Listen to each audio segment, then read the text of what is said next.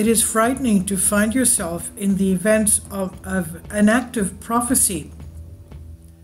The theologian Konstantin Varvakas says, "The prophecies were given to us as a gift in our dark days, and because they were given to us for free, we did not appreciate them as we should have.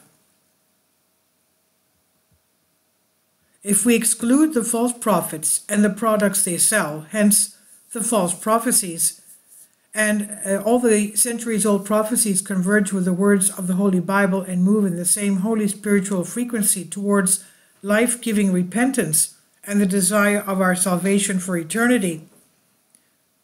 So it's frightening to plunge into the public controversies of prophetic desire if you do not have humility and living spirituality. Why is everyone today dealing with the prophecies, while in previous decades they were against these prophecies? Is it the hopelessness and impasses of our days, and we are asking for someone somewhere to be caught? Is it the opposite awe of rampant globalization and the Antichrist spirit? That's why they hit and twist them like an octopus. So we begin to read and even judge prophecies without having the proper conditions to understand them.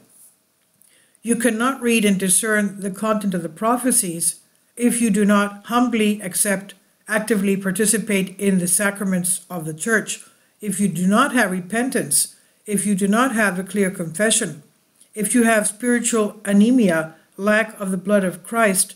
How will you read and analyze or write about prophecies? Sure to scandalize or scandalize. And this is the consideration, considered a harm that is worse than disrespect, because your indiscretion and your opinion will poison your fellow man, who will fall into the trap of your error. Prophecy is a gift and not spiritual mysticism, because the former gives joy and freedom to the mind, while the latter causes sadness or terror. The interpretation of prophecy is also a gift from above. And the question is, how will we know if the prophecy is genuine? And then we will understand it if the prophecy is confirmed, and we will distinguish this with the gift of common sense that we have from Holy God. Of course, if we take care to free our minds from all imagination and expediency, and if we commune and participate in the Christian Orthodox faith, which is also the source of living prophecy. Why, brothers, in prophecy? Prophecy is alive, and what do we mean by it? And prophecy alone has an undiminished energy and grace, accompanied by divine signs from its commencement to the end of its confirmation, and this is good for knowing where we are in its journey.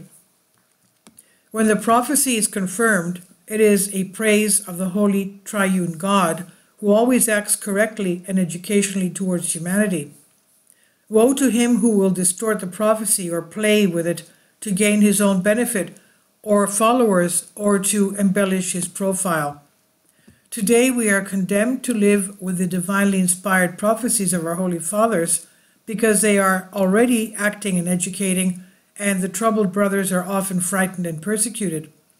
And this is why discrimination is needed everywhere, because the arguments of, discernment.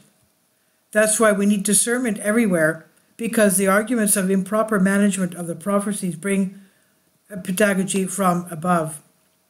And this I've translated for you from a Greek article. Please leave your comments. Thank you for your support.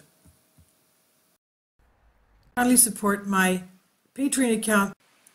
The daily posts are 5 videos daily, and they are totally different from what I have on my YouTube channel.